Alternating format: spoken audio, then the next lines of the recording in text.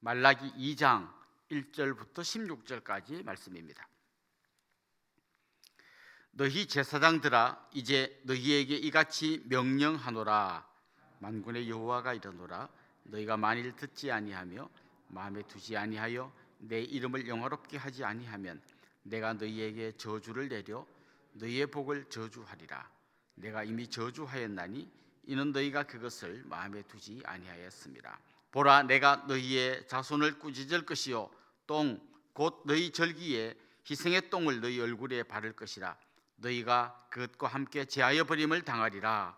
만군의 여호와가 이르노라. 내가 이 명령을 너희에게 내린 것은 레위와 세운 나의 언약이 항상 있게 하려 함인 줄을 너희가 알리라. 레위와 세운 나의 언약은 생명과 평강의 언약이라. 내가 이것을 그에게 준 것은 그로 경외하게 하려 함이라.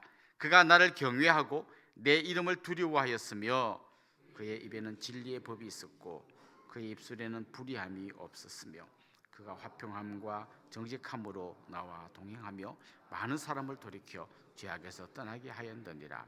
제사장의 입술은 지식을 지켜야 하겠고 사람들은 그의 입에서 율법을 구하게 되어야 할 것이니 제사장은 만군의 여호와의 사자가 됨이거늘 너희는 옳은 길에서 떠나 많은 사람을 율법에 거스르게 하는도다. 나 만군의 여호와가 이르노니 너희가 레위의 언약을 깨뜨렸느니라. 너희가 내 길을 지키지 아니하고 율법을 행할 때에 사람에게 치우치게 하였으므로 나도 너희로 하여금 모든 백성 앞에서 멸시와 천대를 당하게 하였느니라 하시니라. 우리는 한 아버지를 가지지 아니하였느냐? 한 아버지를 아니냐? 어찌하여 우리 각 사람이 자기 형제에게 거짓을 행하여 우리 조상들의 언약을 욕되게 하느냐? 유다는 거짓을 행하였고 이스라엘과 예루살렘 중에서는 가증한 일을 행하였으며 유다는 여호와께서 사랑하시는 그 성결을 욕되게 하여 이방 신의 딸과 결혼하였으니 이를 행하는 사람에게 속한 자는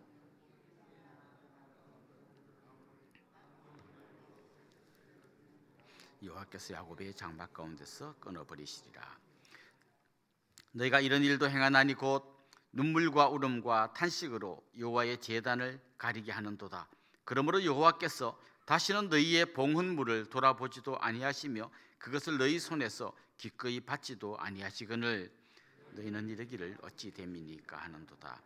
이는 너와 내가 어려서 맞이한 아내 사이에 여호와께서 정인이 되시기 때문이라. 그는 내 짝이요 너와 서약한 아내로 돼 내가 그에게 거짓을 행하였도다. 그에게는 영이 충만하였으나 오직 하나를 만들지 아니하셨느냐? 어찌하여 하나만 만드셨느냐? 이는 경건한 자손을 얻고자 하심이라. 그러므로 내 심령을 삼가 지켜 어려서 맞이한 아내에게 거짓을 행하지 말지니라. 이스라엘의 하나님 여호와가 이르노니 나는 이혼하는 것과 옷으로 학대를 가리는 자를 미워하노라. 만군의 여호와의 말이니라. 그러므로 너희 심령을 삼가 지켜 거짓을 행하지 말지니라. 아멘. 자기 아내를 두고 바람을 피우는 남편들이 있습니다. 나중에 자기 바람 피우는 여자에게 다이아몬드 반지를 해주고 나서 좀 미안하니까 아내에게 좀 싼 거 진주 반지 하나를 사줍니다. 그러고는 큰 소리 빵빵 칩니다. 나는 아내를 사랑하는 사람이다. 내가 당신한테 얼마나 잘하는지 아냐. 이렇게 큰 소리를 칩니다. 그 아내의 마음이 어떨 것 같습니까? 진주 반지 받은 것 때문에 기뻐할 것 같습니까? 굉장히 힘들 겁니다. 사실 이 말라기서는 좀 그런 분위기입니다. 하나님과 이스라엘의 관계 꼭 그와 같은 거예요. 이스라엘 백성들은 우상을 숭배하고 자기들 하고 싶은 대로 다 합니다. 그래 놓고 그래도 하나님께 미안하니까 하나님 앞에 양 한 마리 끌고 와서 제사를 지내고 나는 하나님 잘 섬긴다고 그럽니다. 그런데 앞에 우리 1장에 살펴본 것처럼 그들은 또 잔머리를 굴립니다. 하나님께 양을 바치긴 바쳐야 되겠는데 어차피 바치면 이거 죽여가지고 다 불태울 거 아니냐. 그러니까 눈먼 양, 좀 장애가 있는 양, 아주 싼 양을 골라가지고 그냥 해서 바칩니다. 한마디로 이걸 바친다기보다 그냥 때우는 겁니다. 나는 내 할 일 다 했다. 뭐 이런 얘기 하고 싶어서 그렇게 하는 것이죠. 하나님도 너무너무 힘들어하십니다. 괴로워하십니다. 심지어 어제 말씀에 보면 누가 성전문을 좀 닫아줬으면 좋겠다, 제발 좀 아예 좀 이런 거 안 했으면 좋겠다라고 말할 정도로 하나님께서 굉장히 힘들어합니다. 근데 도대체 이들은 왜 이렇게 엉터리로 사는 걸까요? 여러 가지 이유가 있겠지만 오늘 본문에 보면 하나님께서 찾아낸 중요한 이유가 있습니다. 제사장들이 문제다라는 거예요. 제사장들이 제대로 못하니까 이게 결국은 백성 전체가 죄악에 빠졌다, 이렇게 말씀하고 있습니다. 사실 제사장은 하나님께서 특별히 구별하여 세운 사람들입니다. 다른 사람들에게는 토지를 분배할 때 이 레위 지파 사람들에게는 토지를 분배하지 않았습니다. 그들은 자기들이 농사지어서 먹는 게 아니라 다른 지파들이 농사지은 거 11조 드린 거기서 그들이 먹을 것을 가져가도록 했습니다. 대신 그들에게는 하나님이 좀 이런 용어가 없지만 만든다면 축복권을 주셨습니다. 그들이 하나님을 향하여 복을 빌면 하나님이 그 복 비는 소리를 들으시고 백성들에게 복을 주시겠다고 하셨습니다. 그 대표적인 말씀이 민수기 6장 24절에서 26절 말씀인데요, 이게 원래 제사장들이 이렇게 복을 빌어 주었어요. 여호와는 내게 복을 주시고 너를 지키시기를 원하며 여호와는 그의 얼굴을 내게 비추사 은혜 베푸시기를 원하며 여호와는 그 얼굴을 내게로 향하여 드사 평강 주시기를 원하노라. 이렇게 제사장들이 마침 요즘 목사들이 축도하듯이 이렇게 축복 기도를 하게 했습니다. 그 다음 나오는 이어지는 말씀이 뭔가 하면 그들은 이같이 내 이름으로 이스라엘 자손에게 축복할지니 내가 그들에게 복을 주리라. 내가 그들에게 복을 주리라. 복을 빌면 하나님이 그들에게 복을 주시겠다, 이렇게 말씀하셨습니다. 그런데 하나님의 말씀을 전하고 백성들을 위하여 복을 빌어줘야 될 그 사람들부터 너무 엉터리로 가니까 하나님께서 지금 진노하신 게 오늘 본문의 말씀입니다. 그러면서 그들에게 어떻게 경고하시는가 하면 그들이 양을 바치러 오다가 양이 이제 똥을 싸면 그거 모아다가 버리지 않습니까? 그 똥을 제사장이 얼굴에 발라버리겠다고 말씀하십니다. 여러분, 이건 뭐 설명 많이 안 해도 얼마나 이게 그들을 정말 부끄럽게 할 이야기인지 아시겠죠? 그 똥을 얼굴에 발라버리겠다. 그들에게 정말 하나님이 이런 창피함, 정말 얼굴 들고 다니지 못하도록 그렇게 하겠다고 말씀하십니다. 방금 그 말씀 3절에 절기 희생의 똥을 너희 얼굴에 바를 것이라 너희가 그것과 함께 제하여 버림을 당하리라, 이 말씀이 나오는데요, 영어 성경 NEB에 보면 이렇게 번역해놨어요. 내가 너희 팔을 잘라내어 그 쓰레기를 내 얼굴에 던져버릴 것이다, 이렇게 번역해놨습니다. 무슨 말인가 하면 축복 기도할 때 두 팔을 들고 하지 않습니까? 그 두 팔을 땡캉 잘라가지고 버려버리겠다, 이렇게 번역을 해놨습니다. 결국 그들이 복을 빌어야 할 사람인데 온 백성을 파멸의 길로 이끌었다는 거죠. 그런 그들을 하나님이 징계하시겠다고 경고하십니다. 구체적으로 그들이 뭘 잘못했는가? 오늘 본문에 몇 가지 이야기가 나오는데요, 첫 번째는 그들이 하나님을 경외하지 않았다는 겁니다. 경외하지 않았다. 경외하다라는 말은 어떤 경건한 두려움을 갖고 하나님께 나갔다는 겁니다. 경외하다.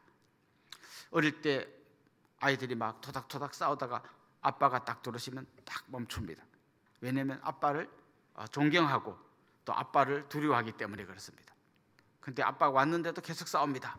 그만해라 그러는데 막 계속 싸웁니다. 어떻게 됩니까? 둘 다 혼납니다.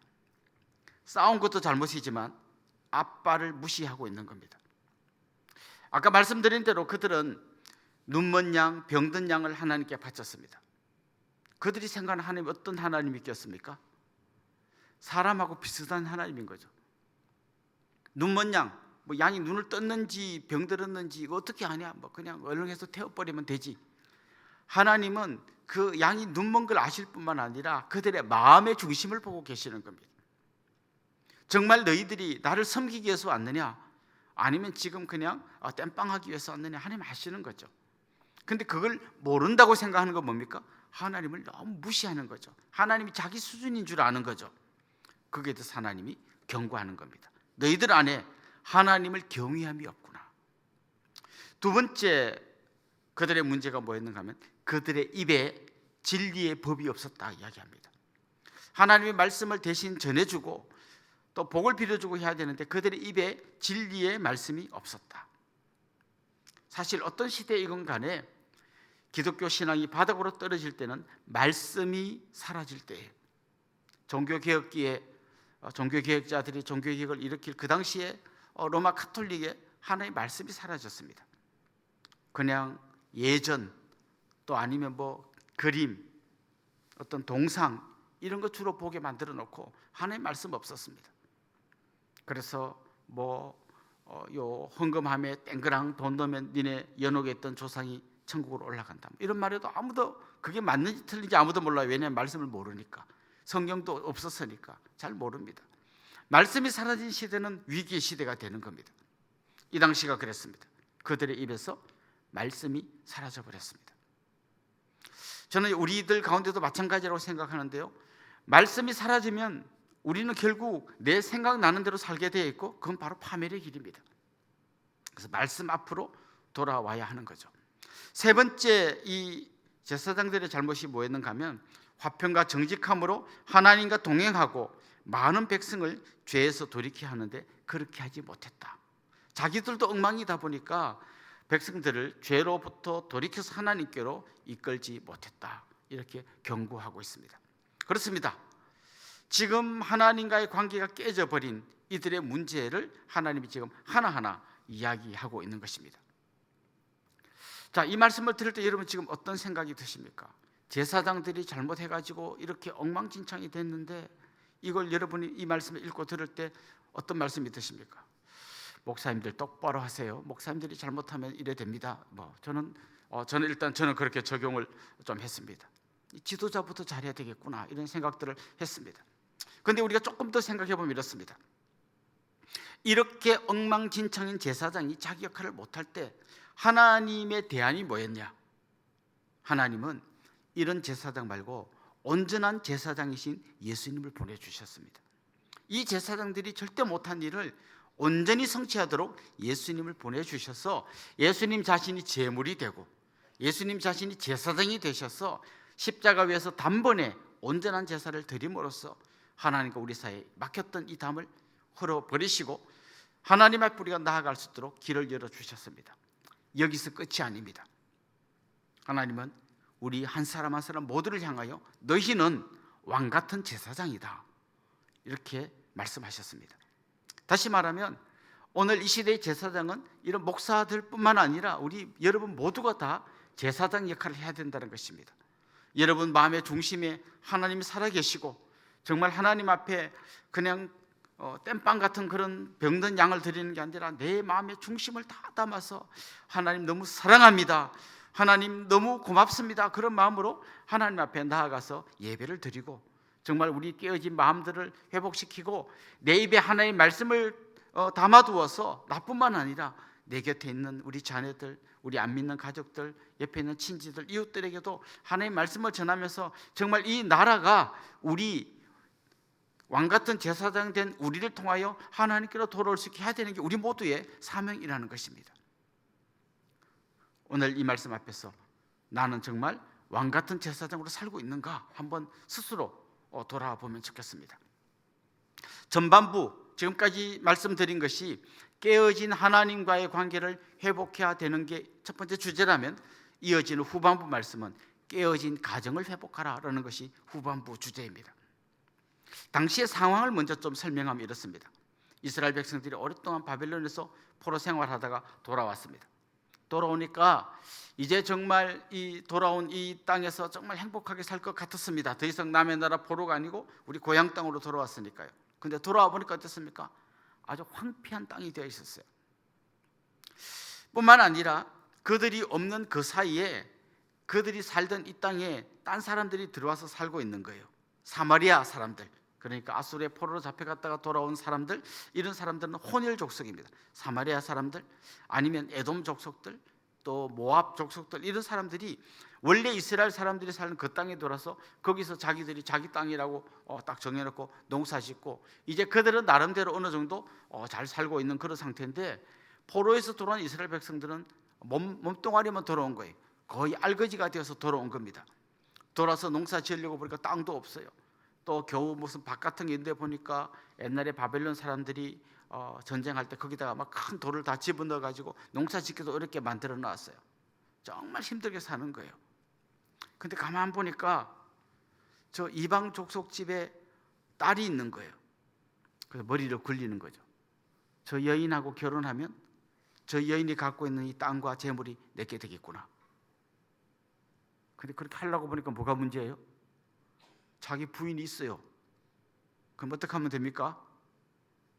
이혼하고 그 여인하고 결혼하면 됩니다.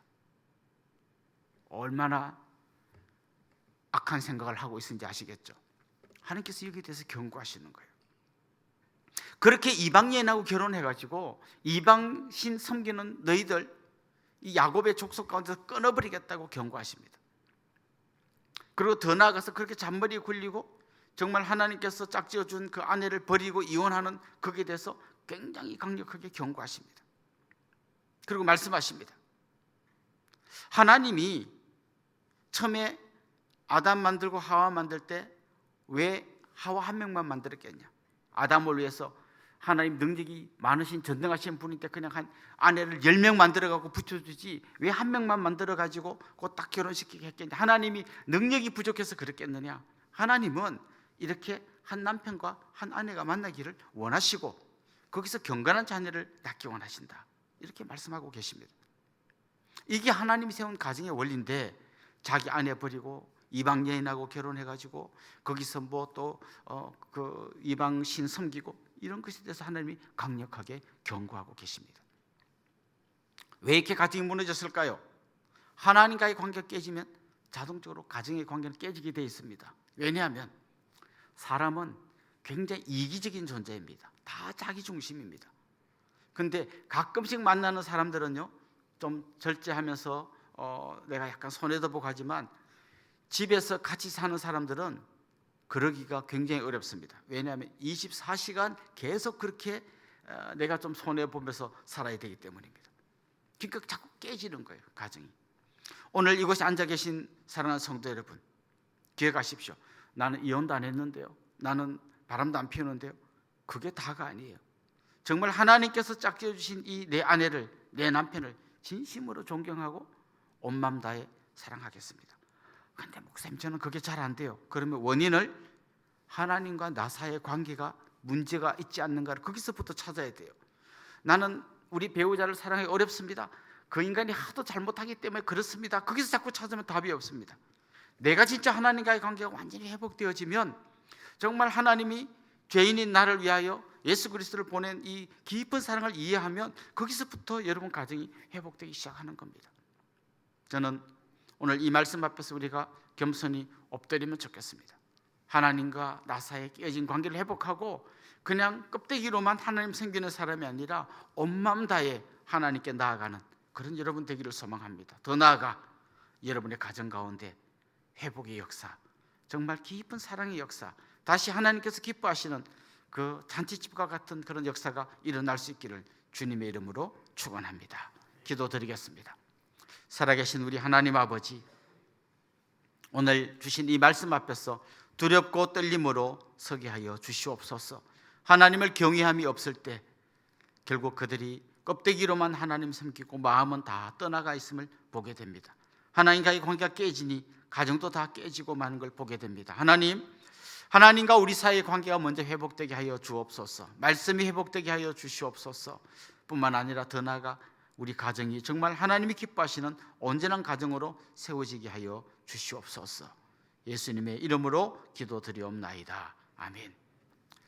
오늘 말씀을 생각하면서